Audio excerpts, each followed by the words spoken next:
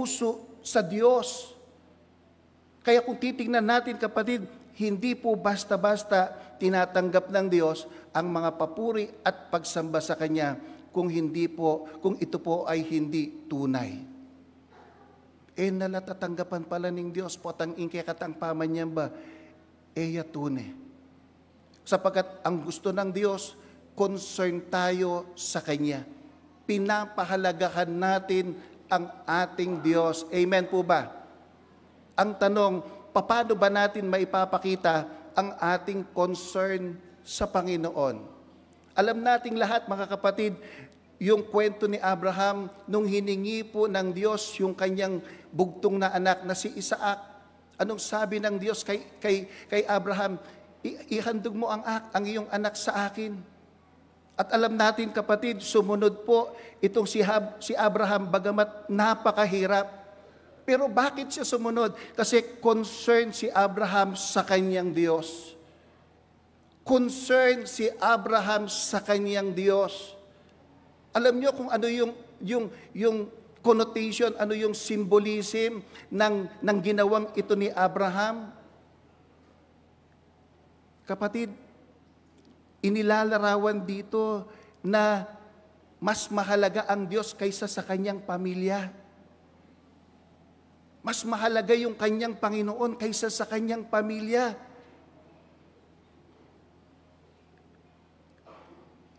Hindi lang pamilya, kundi yung maging future niya.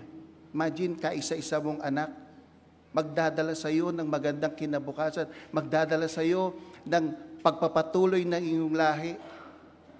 Pero kapatid, pinakita dito na mas concern si Abraham sa kanyang Diyos kaysa sa kanilang future.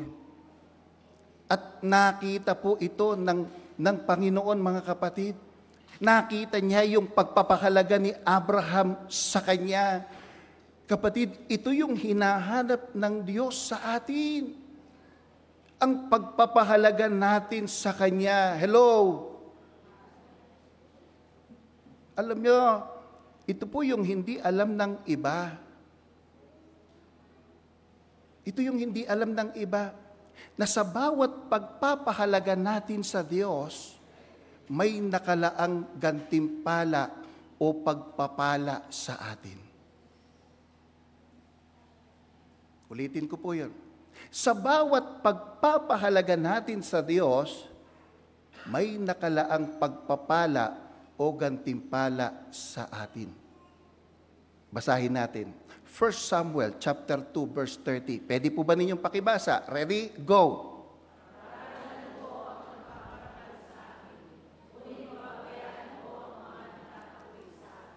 Nakita po ninyo? Nakita po ninyo? Pag pinarangalan mo ang Diyos, pararangalan ka niya. Kapatid, ang tinatanggap na pagsamba ng Diyos ay ang pagsamba ng mga taong nagpapahalaga sa Kanya. Palakpakan nga po natin ang Panginoon. Kaya ang tanong dito, kumusta yung kondisyon ng puso mo ngayon sa Diyos? Kumusta yung kondisyon ng puso mo ngayon sa Panginoon? Dalangin ko po, sikapin nating maparangalan ang Diyos sa ating pagsamba ngayon. Amen? Amen po ba? Mr. Pao, palakpakan natin ang malakas ang Panginoon. Second, nawawala yung concern natin sa ating kapwa-tao. Our concern to our neighbor. Alam nyo, doon po sa kwento, kung bibilangin ninyo, kung ilang beses binanggit ng lalaking ito yung tungkol sa kanyang sarili, sa English version ay 13 times. Sabi nga po natin, 13 times. Imagine, hindi lang ang Diyos ang nakalimutan niya, pati yung kanyang kapwa. Hindi man niya naalala yung mga naging bahagi ng kanyang tagumpay. Di ba nagtagumpay siya? Umani siya ng napakarami. Wala bang taong tumulong sa kanya? Meron. Dahil hindi naman niya magagawa yun ng mag-isa. Pero wala siyang sinabi na yung mga tumulong sa akin ay tutulungan ko. Babahaginan ko. Kaya anong sinabi sa kanya ng Panginoon? Hangal. hangal. Alam niyo bakit po tinawag ng Diyos na hangal ang lalaking ito? Kasi mga kapatid, sinuway niya yung ikalawang utos. Sinuway niya yung ikalawang utos. Ano yung ikalawang utos? Love your neighbor as you love yourself. Ikalawang utos yung hindi niya ginagawa. Utos ng Diyos. Kaya alam niyo po, kapag palagi mong iniisip ang iyong sarili, kapag palagi kang nakatingin sa iyong sarili, kapag itinataas mo ang iyong sarili, that is self-centeredness at nagkakasala tayo sa Panginoon. Ano ba yung gitnang titik ng sin? S-I-N. Nailibutan na. I. Potang makalawi, nakaking sarili mo kapatid, ing Biblia sasabihan na may kakasala ka. Santiago chapter 3 verses 14 to 16, ang sabi niya, ngunit kung ang naghahari sa inyong puso ay inggit at makasariling hangarin, huwag ninyong ipagmalakihan at huwag ninyong pabulaanan ang katotohanan. Bakit? Sapagkat hindi galing sa Diyos ang ganyang karunungan. Hello? Ngayon, pagmaragol nga na. Huling ibat king Diyos, ing kabias na yan. Ibat yan nga na king Diablo. Yan ay makasanlibutan at makalaman. Dito po mga kapatid, malinaw nating makikita na yung masamang hangarin ay hindi nagmumula sa Diyos, kundi sa Diablo. Sapagkat dito, ito yung ugat ng kaguluhan at ng iba't ibang kasamaan. Anya mo magugulo yung tao, magugulo ya, ing pamayanan, potang ding tao, makasarili la. Amen? Yan magugulo eh. Pero nung ilang makasarili ring tao, at ilang malasakit ka rin kalupad ang tao, maguluta mo? Alita mo po. Kaya ang gusto ng Diyos mga kapatid, maging concern tayo sa kapakanan ng ating kapwa. At alam niyo po, kapag may pagmamalasakit tayo sa ating kapwa, kung kanina may pangako ang Diyos, dito rin po may pangako ang Panginoon. In Genesis chapter 12 verse 3, ang sabi ganito, sige po, pwede ba ninyong pakibasa? Sige, ready, go!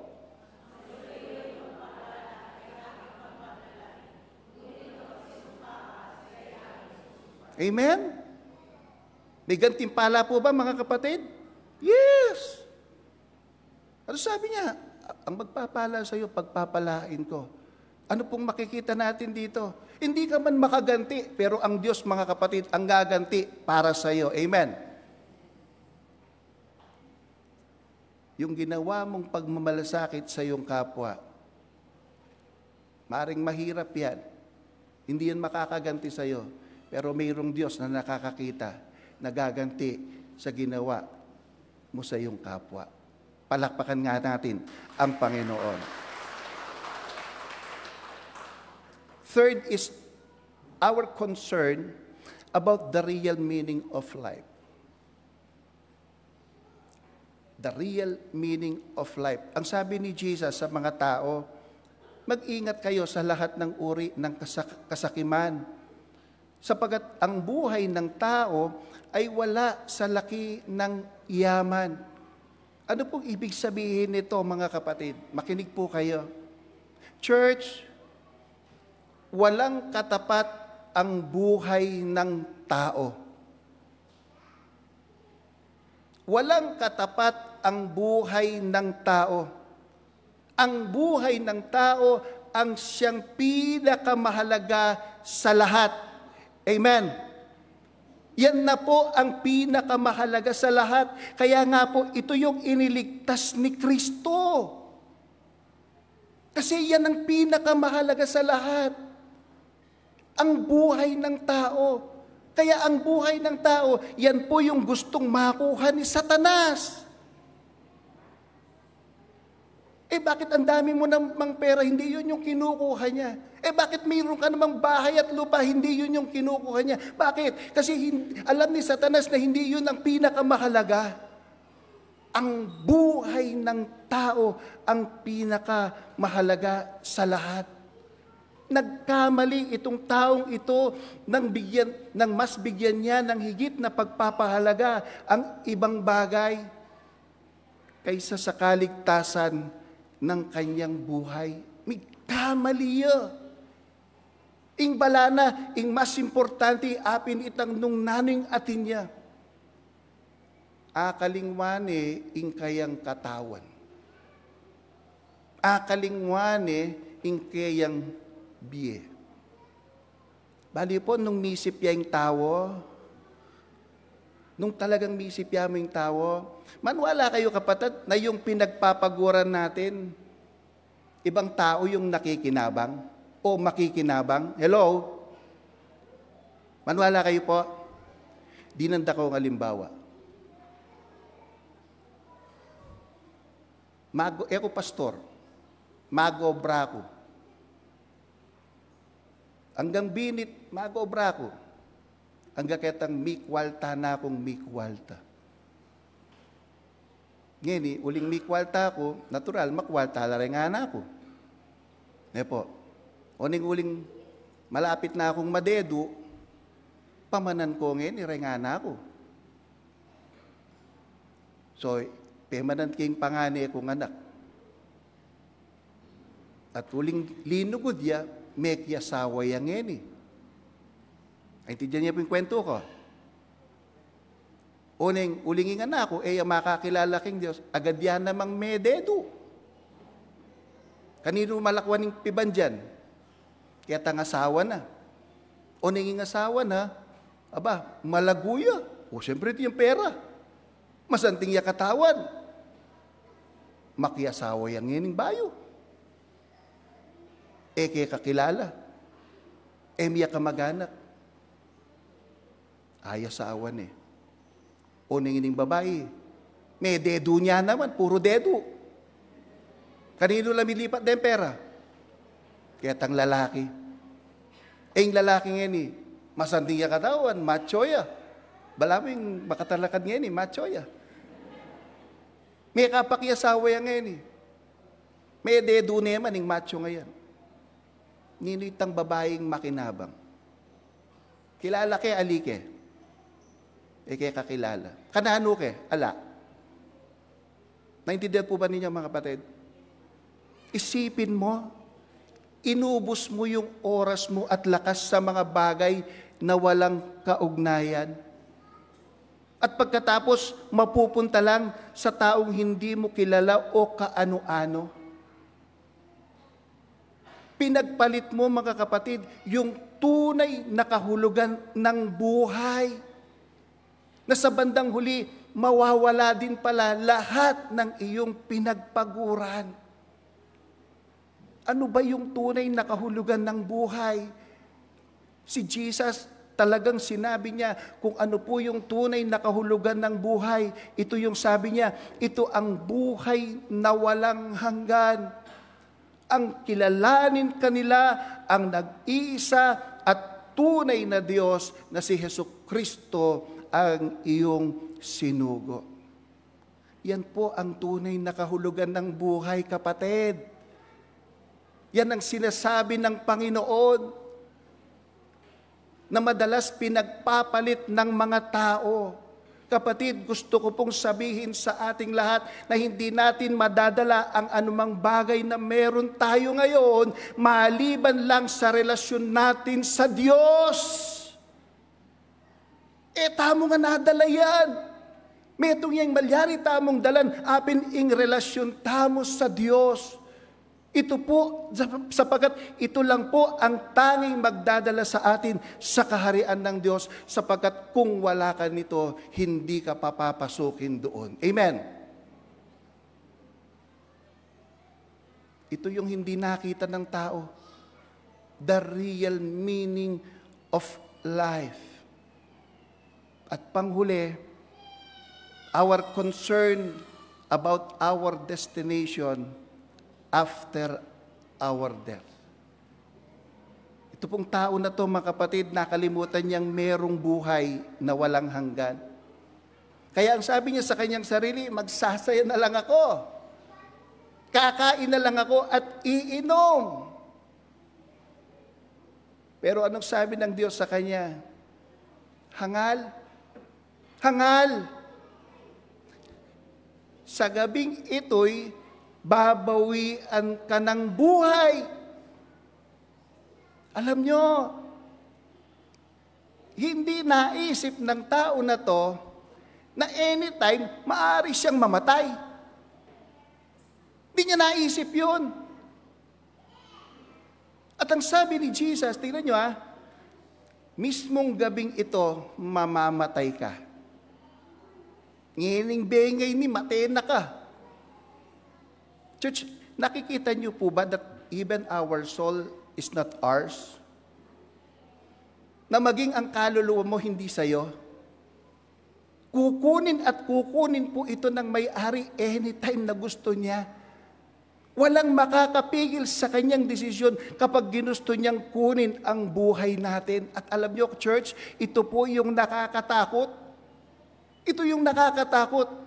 Yung kukunin na yung buhay natin. Hello?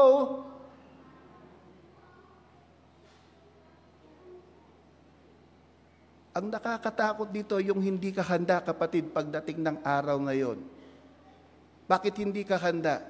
Kasi yung inaasikaso mo pa hanggang ngayon ay yung hindi mo naman madadala paglisan mo sa mundong ito.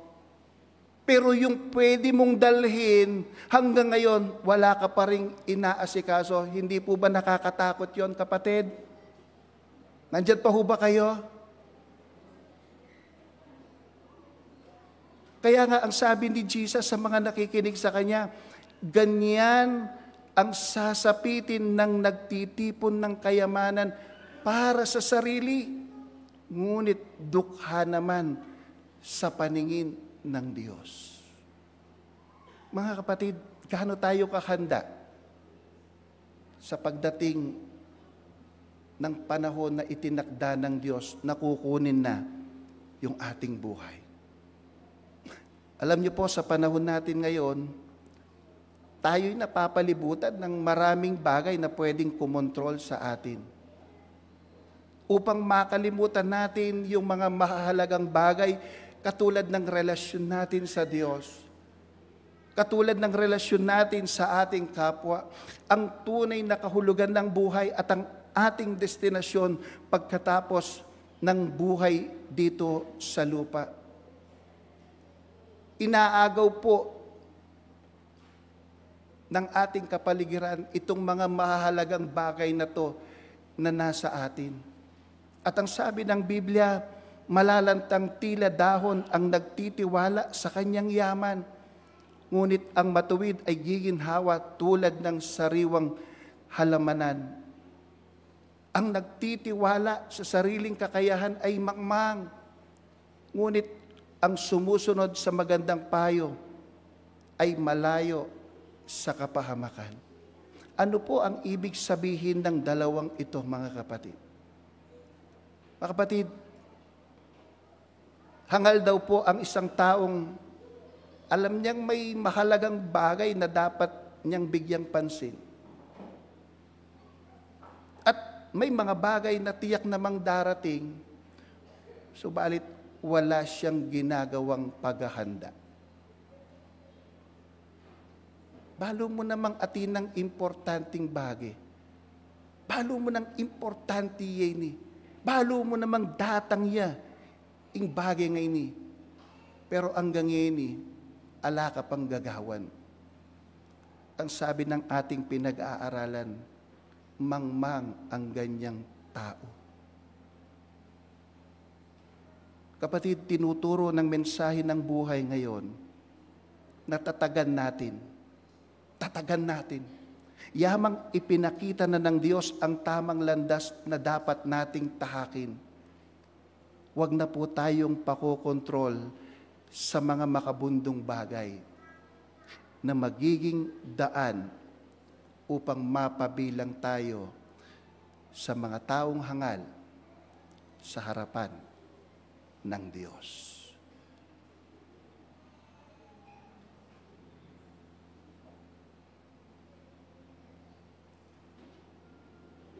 Let us have a concern to our God,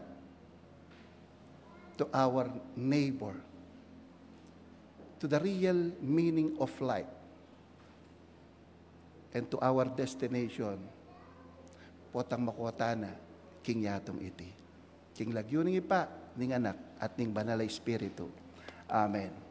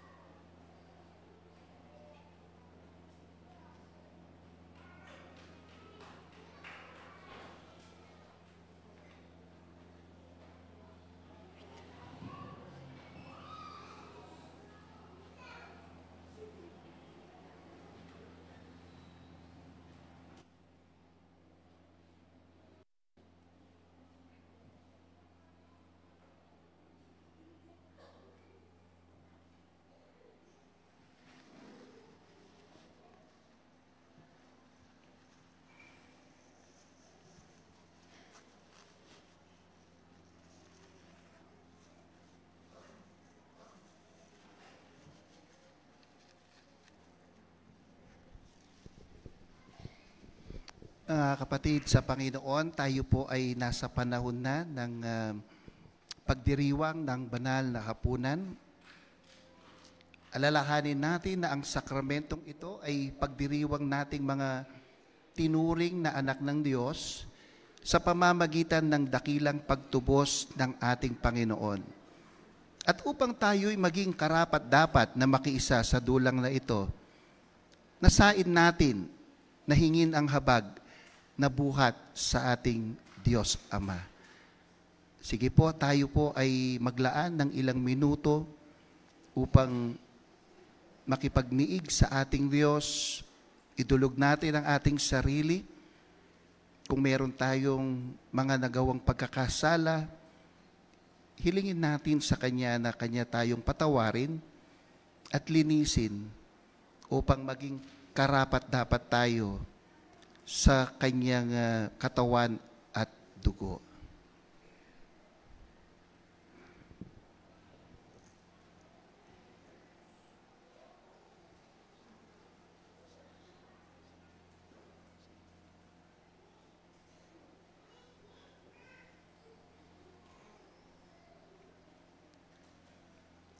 O sugong tagapamagitan ng mga nagsisisi, Panginoon, kahabagan mo kami.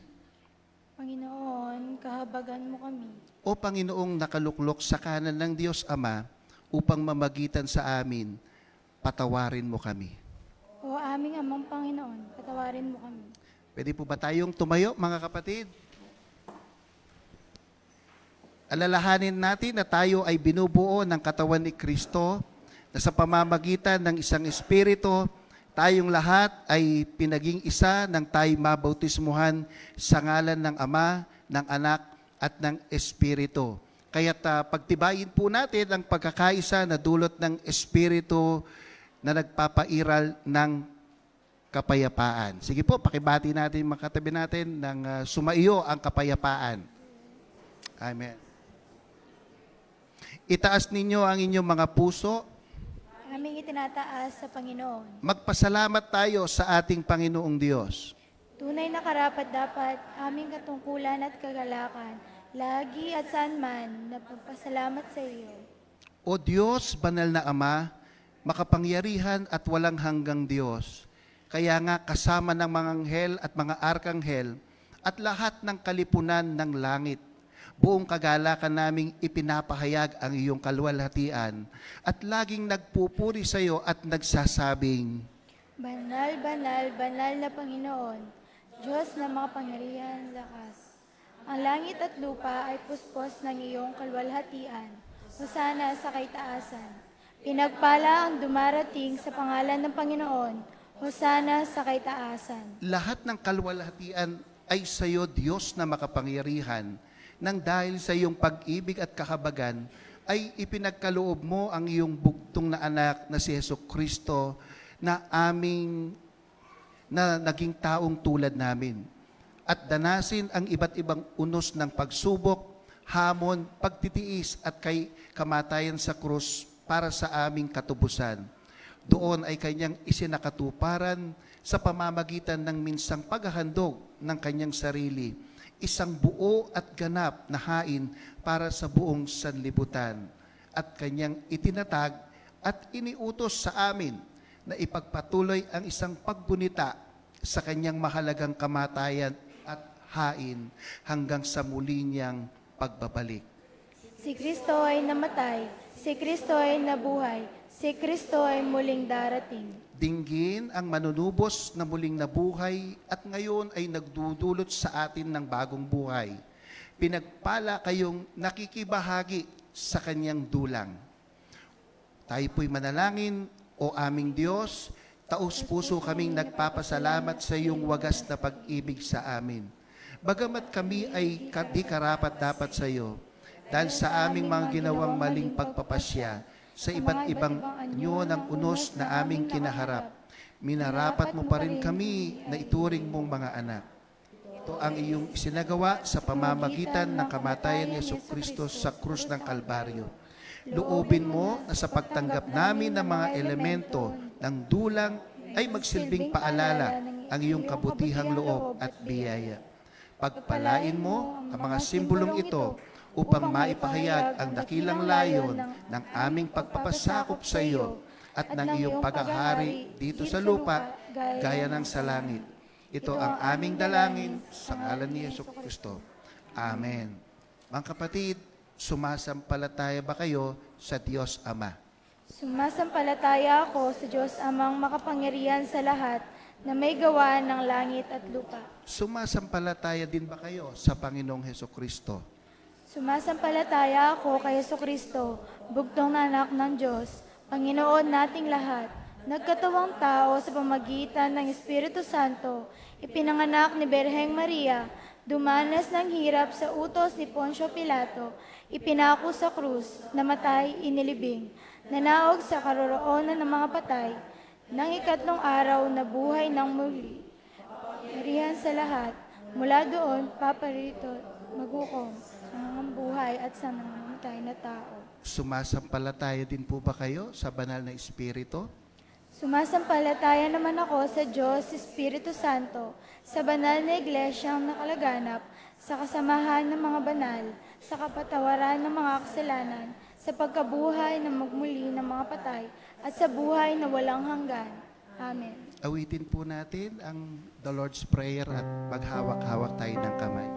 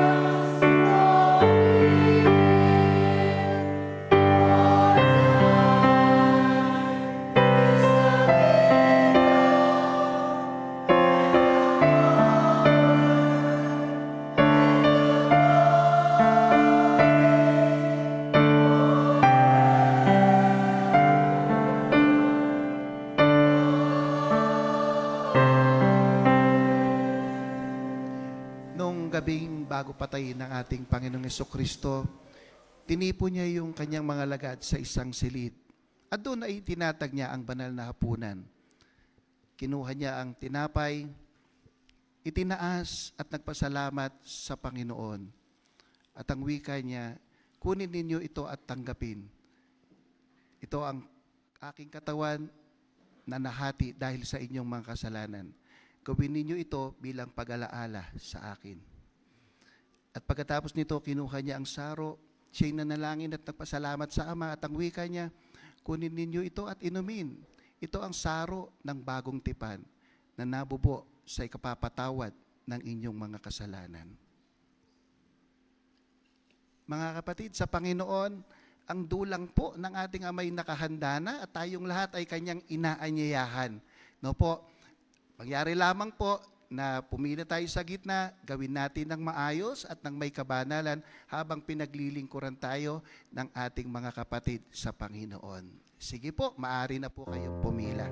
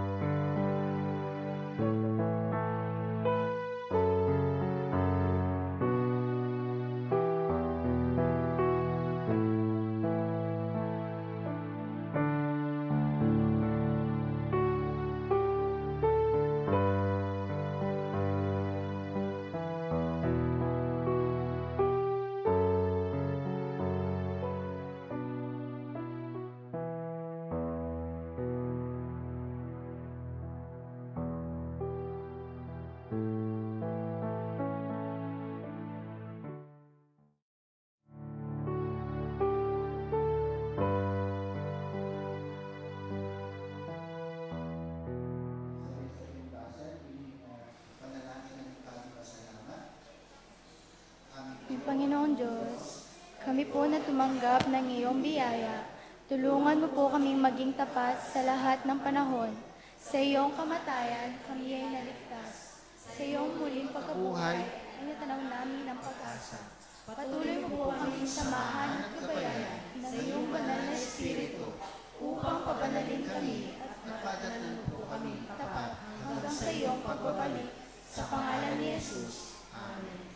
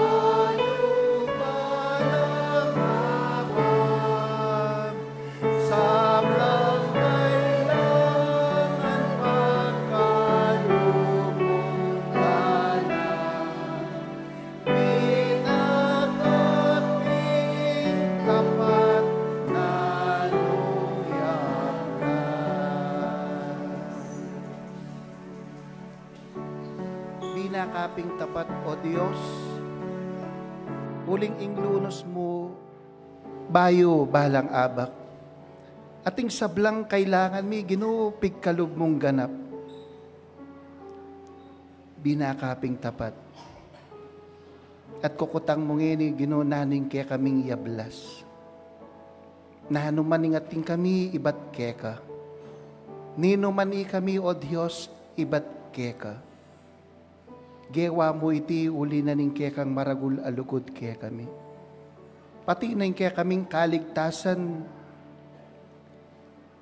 Gewa mo, O Diyos, uling balo mong emi agaway ti kapilan man.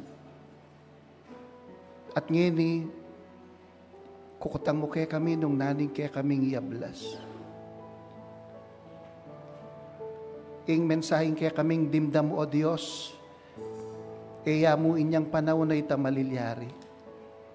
Noon pa naman maging ngening panahon mi, Ginoo. Makapadurot kami king marok ayato. At dakal kaya kami, Ginong Diyos, nang misan mahangalingwan kaya ka. Mangalingwan ka rin kaya kaming kaparang tao. Mangalingwan kami king tuneng ng kabaldugan ning biye. At nang misan, gigisaran min kaya kaming sikanan. Pero naman king makabanuang bagay in kaya kaming gagawan. Nunip, king pansarili mi pamuring pamangailangan. Pepakit mo yung kaya kang pamagmalasakit kaya kami, O Diyos. Pepakit mo yung kaya kang ganaka. Na nung miraras kami man kaya tang kami po, mangalingwan kami. Migsalita kang ngini, Ginong Diyos. Kapamilya tanan ng mensaheng kaya kaming dimdam. Na kami sana maging mangmang king kaya kang harapan. Lalong-lalo na ginumig pakilala na kaya kami. Aranasan mi na yung kaya kang lugod, yung kaya kang ganaka, at kami kulang kapilan man.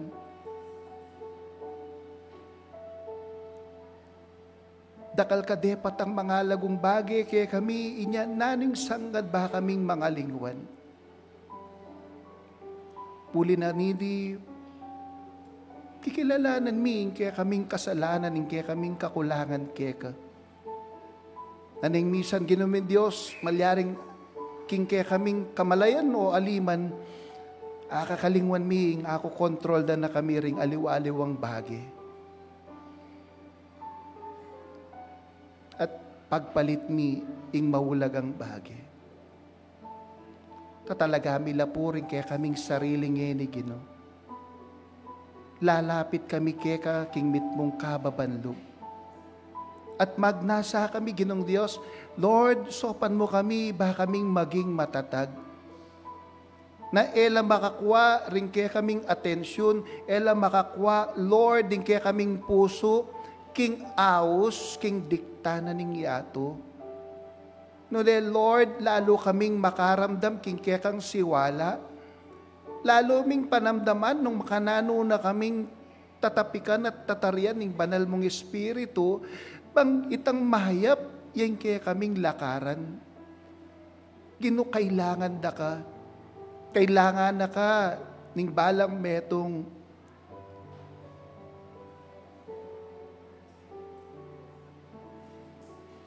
adwan mi mo kami lalakuan.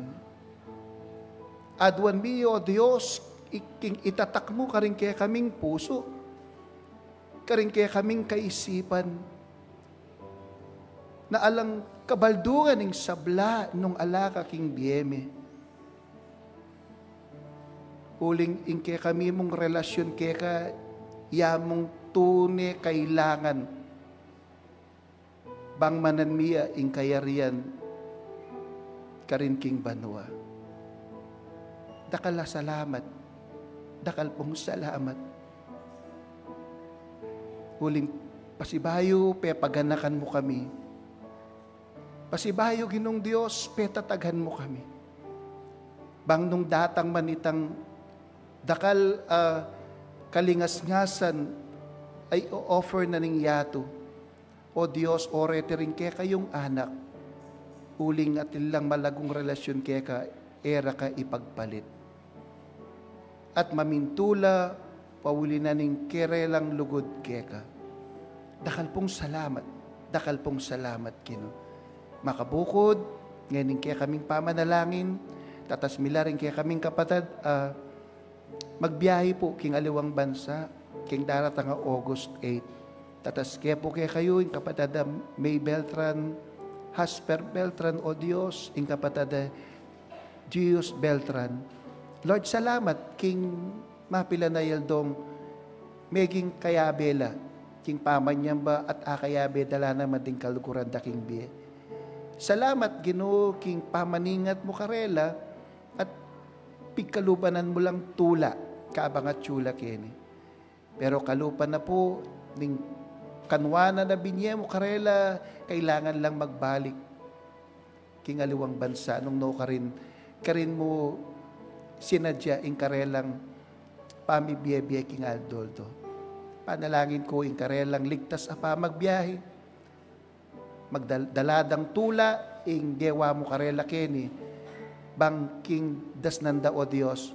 Lord, dakala daking mga lagong bage. Ade batan mo bilang patuto na ningkaya kang lugod at ganaka. Panalangin nila naman po, rin kaya kaming kapatid. Di pat naman ning mig brownout o Lord at era asundo. Ing pamanalbe kapamilya tanan ning online worship. Panalangin nila, aliwa mo ring at yuking bansang Pilipinas no nepa naman patiging abroad. Ginoo, i-extend mo yung kaya kang ganaka karela. I-extend mo o Diyos yung kaya kang daraptan, din kaya kang mensaheng tuturo mo kaya kami. Bang ila naman Ginoo, ela po makakalingwan kaya ka.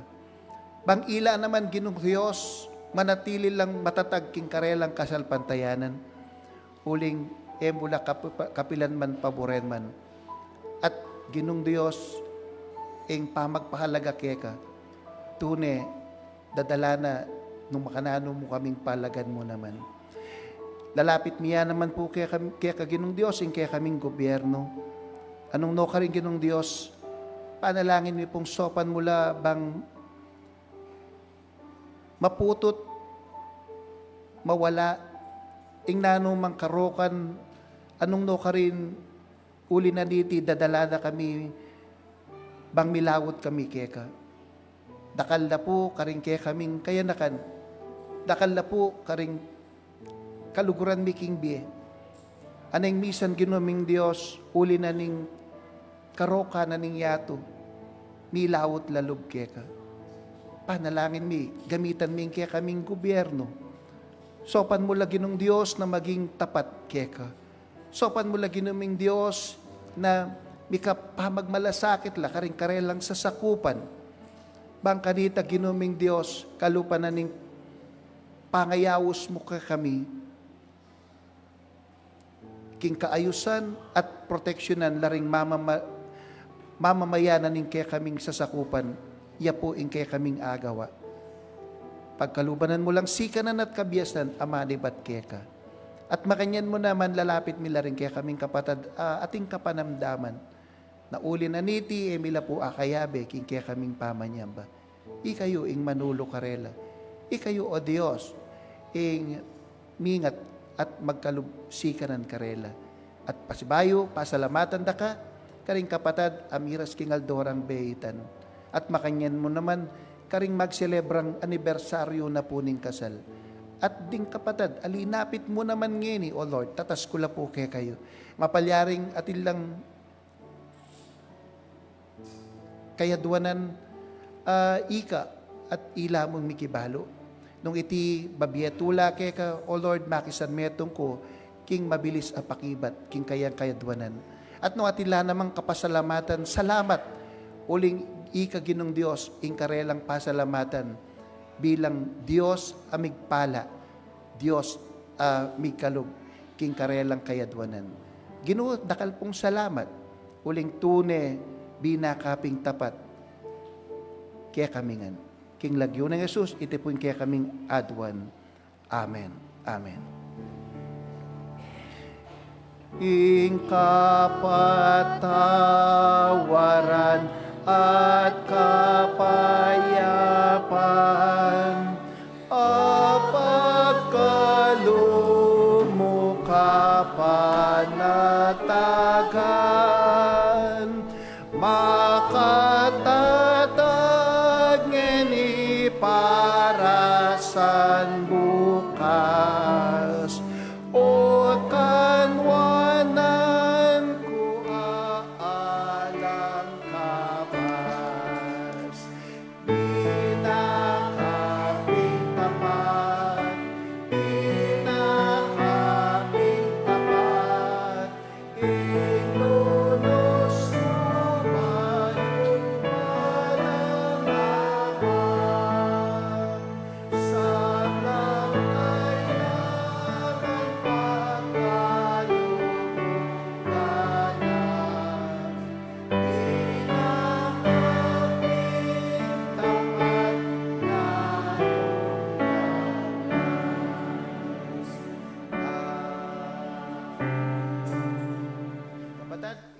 nakalingwaning kay katamong delit, ing Dios, tunay pong tapat kay katamo. Nung makanano nakatamong inabayanan ngeni, abayanan nakatamo naman, potang mikakawani tamo.